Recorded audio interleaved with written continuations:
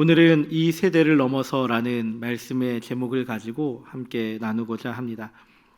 과거 학자들이 지식이 발전하고 기술이 발전하면서 이런 이야기를 했다고 합니다. 종교는 어느 순간 사라질 것이다. 그런데 이 주장에 대해서 반하는 모습이 오늘날 많은 통계적으로 등장하고 있다고 합니다. 실제로 많은 학자들이 연구해 보니까 오히려 종교를 가지고 있는 이들이 더 많이 늘어났다라는 결론을 말하고 있습니다. 우리가 몇 주간에 계속 걸쳐서 20주간에 걸쳐서 변증학에 대한 이야기들을 들었습니다. 기독교 변증에 관련된 이야기들을 들었는데 그 내용들을 보면은 종교 다원주의자들이 특세하고 또 다양한 이단들이 늘어나면서 기독교 인구도 늘어났고 더 많은 이들이 종교를 가지게 되었다라고 말하고 있습니다. 인터넷의 발달과 교통의 발달은 수없이 많은 사람들이 만나고 섞이는데 거부감이 없게 만들었습니다. 또 수없이 많은 정보들이 오가는 세계를 만들어서 오늘 클릭 한 번으로 우리들은 지구 반대편에 있는 사람들의 소식을 접할 수 있는 시대에 살고 있습니다. 그러다 보니 이러한 발달이 이 세계가 지구촌이라는 개념을 넘어서서 지구사촌, 이웃사촌에 대한 이야기죠. 이웃사촌과 같은 느낌으로 이웃의 개념까지도 확장되어 가는 시대가 오늘날이다라고 학자들은 말합니다. 각자가 가지고 있는 문화적, 종교적 성향들이 빠르게 확장되어 가고 영향을 주는 시대이고 그 안에서 혼합되어서 다양하고 독특한 문화를 만들어내는 시대가 바로 오늘날 시대입니다. 그러다 보니 이 시대를 살아가면서 수없이 많은 정보들, 수없이 많은 문화들을 접하면서 우리들은 간혹가다 때때로 진리에 대한 부분도 희석되어져서 생각할 때가 있습니다. 하지만 이 진리에 대한 부분은 변하지 않는 것임을 기억해야 합니다. 시대가 흐르고 문화가 달라졌다 할지라도 또 지식이 변하고 그 안에서 추구하는 사상들이 변화였다 할지라도 오랜 시간 우리들이 살아오면서 들었던 문화와 민족이 변하더라도 변하지 않는 것이 있다면 그것은 바로 진리입니다. 그리스도인으로서 우리가 믿고 있는 진리는 무엇입니까? 우리는 진리에 대해서 어떻게 말하고 있습니까? 유일하신 하나님, 그분의 모습은 삼위일체 모습으로 있으시고 예수 그리스도의 그 십자가의 죽음과 부활과 승천과 재림에 대하여서 그리고 성령님의 인도하심에 따라서 우리가 살아가는 모습, 구원의 확신을 가지고 복음을 전하는 것, 그것이 바로 예수님이 명령하신 명령에 순종하며 살아가는 진리를 확신하며 살아가는 그리스도인의 모습입니다. 오늘 바울은 이 모습을 가지고 살아가라라고 하면서 우리들에게 권면하고 있습니다. 너희는 이 세대를 본받지 말고 오직 마음을 새롭게 함으로 변화를 받아 하나님의 선하시고 기뻐하신 뜻이 무엇인지 분별하도록 하라. 어찌 보면 이 세대를 바라볼 때 당시 바울이 로마 교인들을 향하여 썼던 이 편지 글에는 당시 로마가 가지고 있었던 어려운 상황들이 혼재되어 있습니다. 당시 로마는 어떠하였습니까? 세계 문화의 중심지였습니다. 수없이 많은 사람들이 있었던 곳이고 수없이 많은 환경들이 펼쳐졌던 곳입니다. 외국의 문화들이 들어왔고 그 안에서 다양한 문화들이 등장했던 시대입니다. 사람들이 혹하는 모습들도 있었고 사람들을 흔들리게 하는 유혹들이 있었던 시대가 바로 로마였습니다. 그곳에서 오직 마음을 새롭게 함으로 변화를 받으라고 합니다. 그리고 하나님의 선하시고 기뻐하시고 온전하신 뜻이 무엇인지에 대해서 구별하라고 합니다. 많은 문화가 섞여 있고 그 안에 종교에 대해서 다양한 이 세대 속에서 너희들은 그 시대의 부류에 휩쓸리는 것이 아니라 그것을 따라가는 마음이 아니라 진리에 부합하는 하나님에 대해서, 예수님에 대해서, 성령 하나님에 대해서 명확하게 알고 그것을 고백하고 그 놀라운 복음을 전하라고 권하고 있고 명령하고 있습니다. 흔들리는 일들을 붙잡아주고 흔들리는 일들이 있다면 그들을 붙잡아서 확신하는 믿음의 고백과 그 믿음의 고백을 선포하라고 바울은 권면하고 있습니다. 이 명령 가운데 어떤 상황과 어떤 어려움 속에서도 복음을 전해야 하는 복음 전파의 사명에 대해서 이야기하고 있습니다.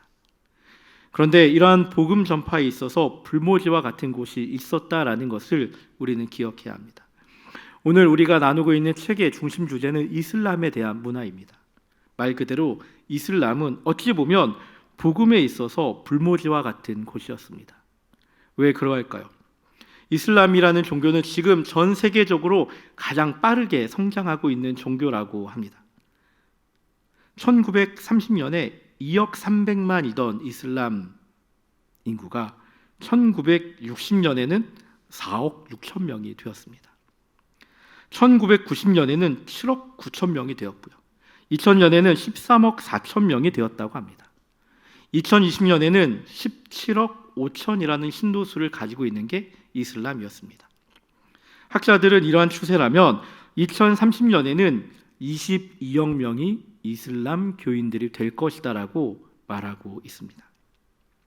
전 세계 인구가 77억이라고 학자들은 이야기합니다. 그 중에 23%가 무슬림, 즉 이슬람을 믿는 이들이며 한국을 떠나면 5명 중 1명은 이슬람을 믿고 있는 무슬림이라는 통계가 나옵니다. 이렇게 계속해서 성장하고 있는 종교이고 수많은 사람들을 개종시켰던 이 이슬람에 대해서 선교하던 것이 얼마나 되었는지 우리는 잘 알지 못합니다. 사무엘 찌머가 논문 가운데 1930년 이슬람을 향해 선교하던 선교사의 수가 28명밖에 되지 않았다라고 기록합니다. 2억 300만 명이었던 그 이슬람을 향해서 선교했던 선교사님이 28명밖에 되지 않았다라는 거예요. 1930년도에.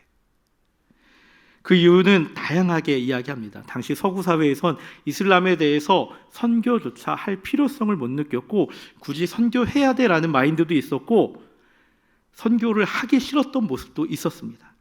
십자군 전쟁과 세계대전, 이슬람에 대한 선교는 아예 하지 않고 있다는 것이 정설이 되던 시대였습니다. 그런데 정작 본격적으로 이슬람 선교가 시작된 이후에 1960년대부터 2010년도까지 이슬람 교회에서 기독교로 1,000만 명이 개종했다고 합니다. 50년의 시간 동안에 1,000만 명이 개종해서 다시금 돌아왔습니다. 그리고 데이빗 게리스는 2000년 이후에 무슬림이 기독교로 얼마만큼 개종했는지 조사했더니 800만 명이라는 수가 개종해서 돌아왔다라고 합니다.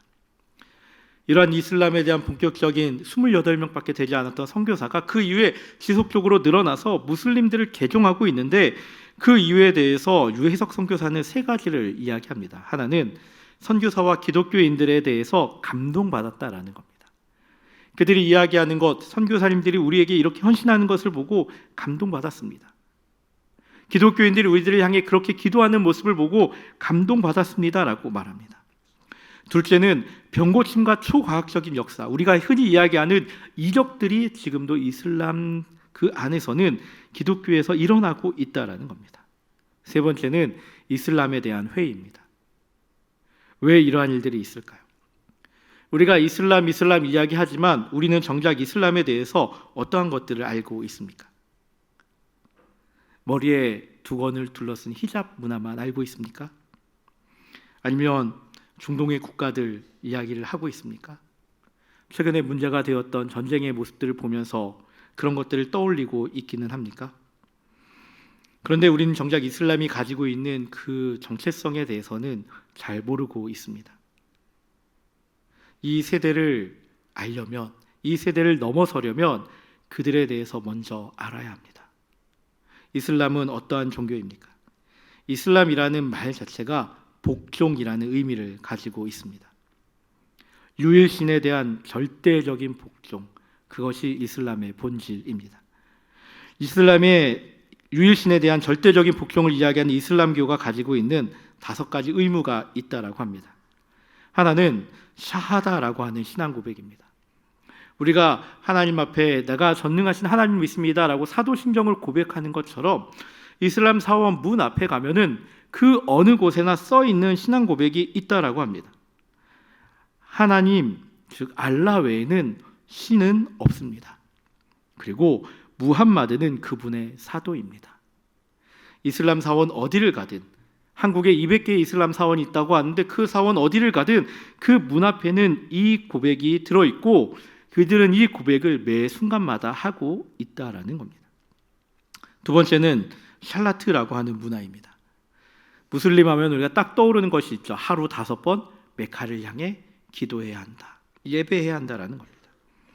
이들이 기도하는 시간은 해 뜰 때, 한낮에, 오후에, 해 질 때, 밤에 이렇게 5번 기도해야 한다고 합니다. 그런데 이 기도의 시간은 매번 달라집니다. 왜 그럴까요? 해 뜨는 시간이 달라지니까. 그러니까 이들은 신경을 곤두세울 수밖에 없습니다. 그 시간 놓치면 안 되는 거예요.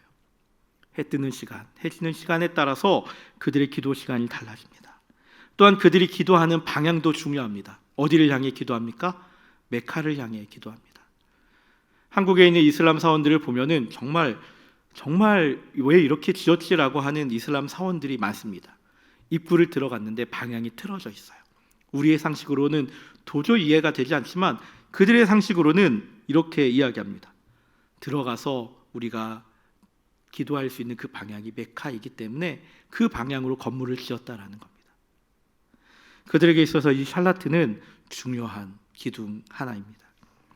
또 하나는 사움이라고 합니다. 라마단 기간 동안에 금식하는 이야기죠. 우리들이 많이 보았을 겁니다. 라마단 기간 동안에 단식하는 이슬람 무슬림들을. 근데 이것은 금식이 아니라 단식이라고 보는 것이 맞습니다. 약 1달간 진행되는 이 기간에 해가 떠 있는 동안에는 금식합니다.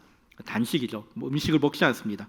코란을 암송하고 기도합니다. 이 기간 동안 해가 떠 있는 때는 아무것도 먹지 않는데 이들의 경전에는 이런 구절이 있다고 합니다. 흰 실과 검은 실이 구분이 안 될 때에는 음식을 먹어도 된다. 언제일까요? 밤에. 밤에 그들은 음식을 먹습니다. 이것이 사움입니다. 1달간의 라마다 기간. 또 네 번째는 자카트라고 하는 자선과 구제 행위입니다. 이 행위는 자기가 번 금액에 대해서 일정 부분 세금으로 내어서 하는 행위입니다. 내야 할 자카트보다 재산이 적은 사람들 돕기 위해서, 또 돈을 벌 능력이 없는 사람들, 궁핍한 환경에 있는 이들, 여행자들, 도움이 필요한 이들을 위해서, 이슬람을 위해 일하는 이들을 위해서 그들을 돕거나 아니면 그들에게 필요한 것들을 정부에서 책임질 수 있도록 세금을 내는 일들입니다. 마지막은 하즈라고 불리우는 성지순례입니다. 우리가 잘 알고 있죠. 언제나 영상 속에 한 번쯤은 보았던 그 모습, 메카를 향해 성지순례를 가야 하는 것, 그것이 이슬람인들에게 있어서, 무슬림들에게 있어서 꼭 해야 하는 5가지 기둥 가운데 마지막 기둥입니다. 이 성지순례를 위해서 어떤 이들은 평생 모은 돈을 다 허비하기도 하고요. 어떤 이들은 빚을 내서 이 성지순례를 행하기도 합니다. 이 5가지 의무를 실행하기 위해서 무슬림들은 살아가고 있고 또 이것을 신앙의 기초로 삼고 있습니다. 그리고 이러한 기초 위에 이슬람이 급격하게 성장했었던 이유, 끊임없이 성장했던 이유에 대해서 학자들은 3가지를 이야기합니다. 하나는 다산입니다. 모하메드는 자녀를 많이 낳아서 이슬람을 번성케 하라고 말했다고 합니다. 그러니까 이 말에 절대적으로 무엇한다고요? 복종하고 순종하는 이슬람 무슬림들은 절대적으로 많은 자녀들을 낳습니다. 옛날에 우리나라에서 인구 제한 정책 하기 이전에 6명, 7명, 10명 수없이 많은 자녀들을 낳았듯이 무슬림들은 지금도 수없이 많은 자녀들을 낳고 있습니다. 그래서 무슬림 국가들은 인구 제한 정책이 있는 것 같아 보여도 다 무시하고 끊임없이 다산을 권장하고 있습니다. 다산하라는 말에 절대적으로 복종하고 있죠. 또 한 가지는 결혼입니다. 우리가 결혼이라고 하면은 무슨 결혼에 대한 그것이 있습니까? 이야기하지만 코란에는 이런 구절이 있다고 합니다. 무슬림 여자는 무슬림 남자와 결혼하라. 절대로 다른 종교 가진 사람과 결혼하면 안 된답니다. 무슬림 여인은 다른 종교를 가진 이들과 결혼하면 그것은 배교하는 행위라고 이야기합니다. 그렇기 때문에 코란에서 무슬림 여자는 무슬림 남자와 결혼하라고 말하고 있고 그것에 절대적으로 순종해야 한다고 합니다. 그런데 반대로 무슬림 남자는 다릅니다. 무슬림 남자는 어떻게 기록되어 있냐면 성서의 백성과 결혼하라라고 합니다. 의아하시죠? 무슬림 남자들은 불교 신자와 결혼하지 않습니다. 무슬림 신자들은 유일신을 믿지 않는 다른 종교와는 결혼하지 않습니다. 성서에 있는 이들, 성서의 백성, 유대교, 기독교, 유일신을 믿는 이들과 결혼합니다. 그리고 그들과 함께 결혼한 이들은 나중에 무슬림으로 개종하게 됩니다. 처음에는 이들은 자신들의 종교로 들어오지 않아도 되라고 말한다고 하죠. 하지만 이슬람 국가들은 자녀를 낳으면은요, 자연스럽게 그 앞에 자녀 종교란에 무슬림이라고 적는다라고 합니다. 결혼을 통해서 남자들은 여성들을 무슬림으로 만들고 그들의 자녀들도 자연스럽게 무슬림으로 만드는 일을 하고 있습니다. 세 번째는 개종입니다. 이 이슬람 문화가 가지고 있는 종교적 매력 때문에도 개종하게 되고요. 그들이 가지고 있는 여러 가지 제도적인 한계 때문에 개종을 하기도 합니다. 어떤 이들은 일부 다처제를 좋아하시는 분들이 있죠. 이슬람으로 개종하는 분들도 있다고 합니다.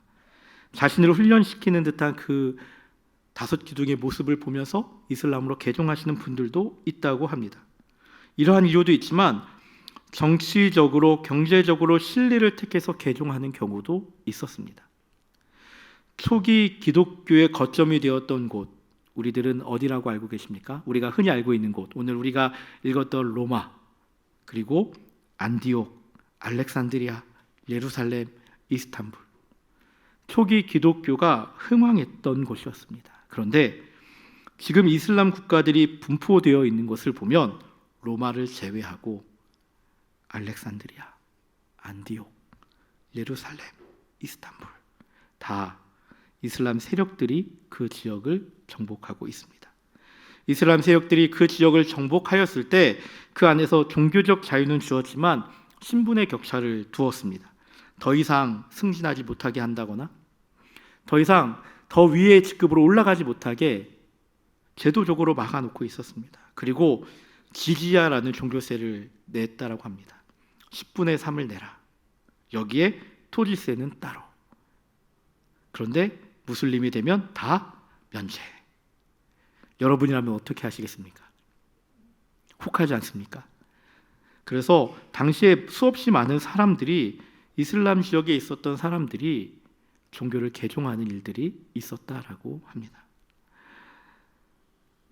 앞서 이야기한 결혼도 마찬가지죠. 자녀들 앞에 무슬림이라고. 하지만 앞서 이야기한 것처럼 그들도 다시금 돌아올 수 있다는 사실을 기억해야 합니다. 아니, 그들도 돌아와야 합니다. 무슬림을 선교하시는 분들은 항상 이렇게 이야기합니다. 그들 역시도 하나님이 사랑하는 자녀입니다.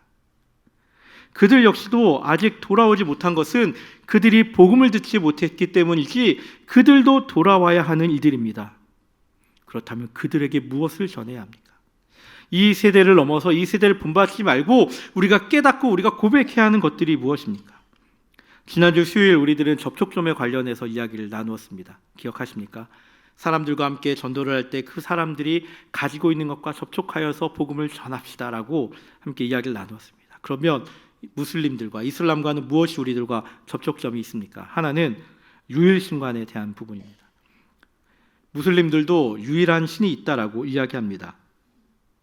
그들이 알라라고 하는 신은 우리가 이야기하는 하나님이다라고 무슬림들이 이야기합니다. 그런데 차이점이 있습니다. 무슬림들이 이야기하는 절대자 알라는 단일한 율격을 가진 존재입니다. 그런데 우리는 어떻게 고백합니까? 삼위일체 하나님을 고백하고 있습니다. 비슷한 듯 다른 것, 그것이 바로 삼위일체 유일신관에 대한 부분이 있다라는 것입니다. 또 한 가지 기독론에서도 차이가 있습니다. 이 기독론은 예수 그리스도는 과연 어떤 분이신가, 예수님에 대해서 신학적으로 이론을 이야기하는 내용들입니다. 예수님을 어떻게 보느냐입니다. 우리는 예수님을 이 땅에 오셔서 우리를 위해 고난당하시고 십자가에 죽으시고 부활하시고 승천하시고 재림하실 분으로 믿고 있습니다. 그런데 이슬람은 예수님에 대해서 아싸라고 부르면서 인간으로 이야기합니다. 우리에게 한 선지자 아싸가 있었다. 하지만 그는 십자가에서 죽은 것이 아니다. 그는 승천했다라고 이야기합니다. 십자가에 못 박히긴 했으나 십자가에서 죽지 않고 승천했다라고 말합니다. 이들에게 있어서 알라의 정권 대사는 무함마드이고 예수는 무함마드보다 격이 낮은 선지자이다라고 말하고 있습니다. 어찌 보면 기독론적으로 비슷해 보이지만 분명히 다른 부분이 있습니다. 구원론도 마찬가지입니다. 우리들은 믿음으로 구원받는다라고 이야기합니다. 하지만 이슬람 국가들은 철저한 행위 구원을 말하고 있습니다. 인간의 선행과 공로에 의한 구원을 이야기합니다. 마지막 심판날에 알라가 선행과 악행을 저울에 달아보고 선행이 악행보다 많을 때 천국으로, 적을 때는 지옥으로 보낸다라고 합니다. 비슷하면서도 다른 모습이 있습니다. 사랑하는 성도 여러분, 우리들은 오늘 이슬람에 대해서 잠시 이야기를 나누면서 이 세대를 넘어서 우리가 무엇을 해야 하는지 고민하고 있습니다. 이 세대를 본받지 말고 오직 마음을 새롭게 함으로 변화를 받아서 하나님의 선하시고 기뻐하시고 온전하신 뜻이 무엇인지 분별하기 위해서는 이슬람에 대한 문제뿐만이 아니라 우리 주변에 있는 많은 문제들도 돌아보아야 합니다. 많은 종교들도 돌아보아야 합니다. 그저 그들을 향해서 너희들 다 이단이지 이렇게 이야기하기 이전에 그들이 왜 이단인지, 왜 그들이 잘못된 길로 가고 있는지 우리들은 분명하게 알아야 합니다. 그리고 그들을 향해서 우리에게 있어서 가장 본질적이고 가장 진리되는 것을 선포해야 합니다. 이 세대를 본받지 않고 하나님이 원하시는 일을 함에 우선을 두는 일은 무엇이 있습니까? 바로 복음을 증거하는 일임을 기억해야 합니다. 하나님을 알지 못하는 이들에게 그리스도의 복음을 전해야 합니다. 잘못된 것을 아는 이들에게 이것 때문에 너희들이 그렇게 믿고 있지만 우리가 믿는 하나님은, 우리가 믿는 예수님은 이러한 분이시다라고 명확하게 고백할 수 있어야 합니다. 우리가 예배 시간마다 고백하는 고백이 있습니다. 그리고 우리가 학습 교육을 하면서 또 세례 교육을 하면서 끊임없이 고백할 수 있도록 암송하고 있는 것이 있습니다. 무슬림들이 알라 외에는 다른 신은 없습니다. 무함마드만이 참 선지자입니다. 이렇게 고백하는 것처럼 우리들도 매 순간 고백하는 것이 있습니다. 무엇입니까? 사도들의 그 고백입니다. 우리들도 이 고백을 다시 한 번 더 다짐하고 우리 마음 가운데 새기기를 원합니다.